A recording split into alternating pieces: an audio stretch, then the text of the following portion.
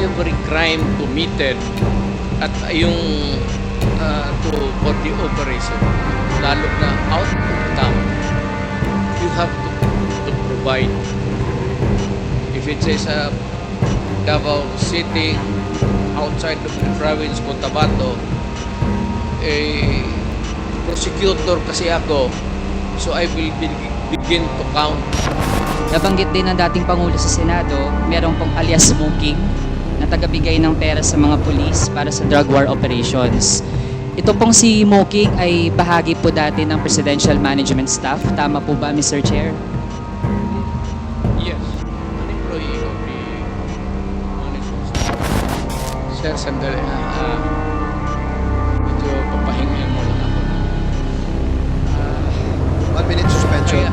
Kaya tinawag yan, sir, ng intelligence pati confidential. Kaya huwag kang magtanong kung anong confidential ginawa ko. Confidential na yun. Dapat po hindi nga yan in the first place nakatago mula sa mga kababayan kasi the fact na nakatago po yan, ito po yung nangyari. Nagamit po ang pondo na yan para dun sa mga extrajudicial killings na kumitil ang buhay ng mga kapwa nating kabataan, magiging tens of thousands. Congressman Manuel, please proceed. Thank you, Mr. Chair. Mr. Chair, sa dating hearings ng Quad Committee, retired Police Colonel Edelberto Leonardo confirmed na merong reward scheme for police personnel under the drug war of former President Rodrigo Duterte. At meron din pong isang interview mismo sa dating Pangulo na kaya gusto niya ay INC, yung merong key roles sa drug war, ay dahil nga kapag INC daw, mapagkakatiwalaan sa pera. So gusto po nating ma-confirm, given the presence of the former President, kung totoo yun, na INC yung mapagkakatiwalaan sa pera para dun sa reward system.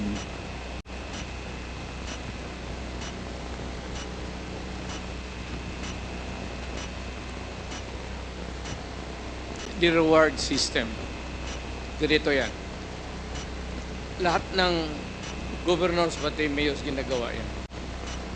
If there is an operation which is not funded by the police because there is really no money, particular money for every crime committed at yung for the operation, lalo na out of town, you have to provide. If it says Davao City, outside of the province, Cotabato, prosecutor kasi ako, so I will begin to count kung magkano. Sabi sir, sa South Cotabato, gaano kalayo yan? Anong gamitin ninyo? May gasolina, pagkain. So, ang pagkanguri ko, pagkain. Bigyan ko yan sila ng, okay, I'll give you 20,000. Magamit nila yan, gamitin nyo yan. Pag may sobra niyan, magsabi sila, sir, hindi na ubos. Kasi nahuli ka agad. Kasi marami, hindi po masuloy, hindi mo mabulsa yan. Kasi marami kayo dyan sa team na police, nag-ooperate. Sasabihin mo talaga yan pagbalik, sir. May sobra dito, sir. Ilan? Sir, kalahati. Sabi ko, inyo na yan. Mr. Chair, Reward. Correct. Very correct. Talagang totoo. At minsan, bigyan ko pa dagdag. so Mr. Chair, dahil ngayong kino-confirm na rin naman ng dating Pangulo na merong reward system at sabi po niya hindi lang pala siya yung gumagawa niyan. Meron ding iba na gumagawa niyan in relation dun sa anti-drug campaign. Mr. Chair, I'd like to delve into specific persons na napangalanan na rin dati sa Quad Committee. Nabanggit din ng dating Pangulo sa Senado, merong pong alias smoking na tagabigay ng pera sa mga pulis para sa drug war operations. Ito pong si Moking ay bahagi po dati ng Presidential Management Staff. Tama po ba, Mr. Chair? Yes. An employee of the management staff. Mr. Chair, bakit kinakailangan na isang taga-Presidential Management Staff ang tagabigay ng pera. Saan po ba nanggagaling yung pera na siyang ginagamit para dun sa reward Sa system? peace and order fund of the government. Huwag mo namang sabihin na ako pa ang magbigay doon sa mga pulis. Do not expect me to go down from the office at sabihin ko mag-distribute ako. Mr. Chair, yung Peace and Order Fund, saan po yun specifically nakalagak? Galing po ba yun sa pondo ng Office of the President? Lahat ng opisina, sir, from the President down to the Governor, Mayors, may Peace and Order Fund. Discretionary yan ng Mayor, ng Governor, ng Presidente. Mr. Chair, yung Peace and Order Fund sa mga local government units natin, yun po ay kinukuha mula dun sa confidential fund. So kung sa Office of the President, lalo na't meron ding allocation for confidential and intelligence fund, dun din po ba kinukuha yung Peace and Order Fund para dun sa reward system? I will not answer your question. I do have to make an accounting of what I did as President. That's official and personal to me. Mr. Chair, bahagi ito ng ating gustong siyasatin dito sa Quad Committee kasi kanina din naman po ang banggit lahat ng mga nagpapatupad ng ganitong operations, yun yung source, Peace and Order Fund. Pero kailangan malinaw din saan talagang item, anong allocation po yun. So kung sa mga LGU, malinaw naman, confidential fund. Pero sa Office of the President, dahil po actually ay iilan lang naman yung mga line items doon. At kung meron dyan na pinakaswak para dun sa Peace and Order, yun po ay confidential and intelligence fund. So gusto po nating ma-confirm lang, dahil po nalaman natin meron talagang reward system at merong pinanggagalingan yung pondo para dun sa reward system. Sir, sandali. Medyo papahingayin mo lang ako ng... 1 minute suspension. Kaya tinawag yan, sir, ng intelligence pati confidential. Kaya huwag kang magtanong kung anong confidential ginawa ko. Confidential nga eh. I am protecting the interest of the Republic when I dispense confidential fund to the military and the police. Do not make me account for something which I cannot do legally. That is not allowed by law. I am prohibited from doing it. Mr. Chair, I believe hindi tayo pwedeng sabihan dito sa committee na hindi tayo pwedeng magtanong lalo sa mga bagay na relevant dun sa ating investigations. And Mr. Chair, I was not even asking kung sino yung mga hanggang sa level ng mga regional police units, sino-sino mga nakatanggap. I was simply asking yung nature ng paggamit ng pondo na iyon. And Mr. Chair, there's nothing in the joint circular on confidential and intelligence funds that says that we cannot ask general questions, Mr. Chair.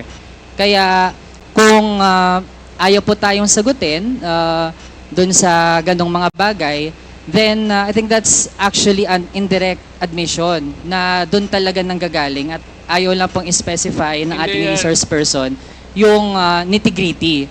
Pero yun na po yung nagtutugma yung Peace and Order Fund na pwede talagang kunin doon sa Confidential and Intelligence Fund na actually ay lumobo ng sobrang taas sa ilalim po ng term ng past administration. So actually po, we gave our resource person a chance to answer pero nagdi-deviate po mula doon sa paano talaga sana sagutin ng diretso kasi simple lang naman po yung tanong kung doon ba kinukuha. Okay, let me answer you. Chance to answer. You are asking as if you are from the COA. Hindi ka naman COA. Hindi kita sagutin ng tama kasi wala rin akong alam. COA, kailangan mo ng report. So you have to bring the papers. You're asking questions that are pertaining to COA. Ano? Hindi naman ako kuwa. Mayor ako tapos presidente. Ano pa man. Sige, Mr. Chair, I won't belabor the point pero tingin ko ang mga kababayan natin yung makakausga. Malinaw naman po na wala po sa aming dalawa yung taga-COA pero mismo po nasa memorandum circular din naman na dapat ay ipatupad ng COA na dapat ay kung mayroong mga ahensyang nabibigyan, nag-grant ng confidential and intelligence fund, dapat po hindi nga yan in the first place nakatago mula sa mga kababayan kasi the fact na nakatago po yan, ito po yung nangyari. Nagamit po ang pondo na yan para dun sa mga extrajudicial killings na kumitil ng buhay ng mga kapwa nating kabataan, magiging yung tens of thousands ng mga pamilya na actually ay hanggang ngayon nagdurusa at walang hustisya. So, kasunod nating tanong, Mr. Chair, dun sa paano ba nabubuo yung mga drug lists ng itong tina-target ng war on drugs ng dating administrasyon. Sino po ba yung mga nagbuo ng drug list? At ito yung mga kasama dun sa tina-target ng war on drugs ng dating administrasyon.